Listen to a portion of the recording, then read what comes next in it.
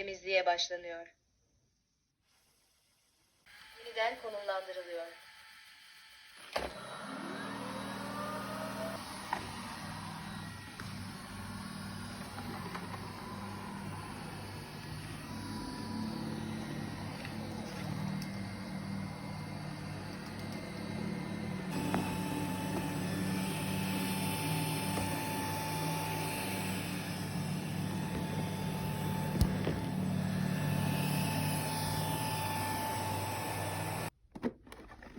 Toz haznesi çıkarıldı.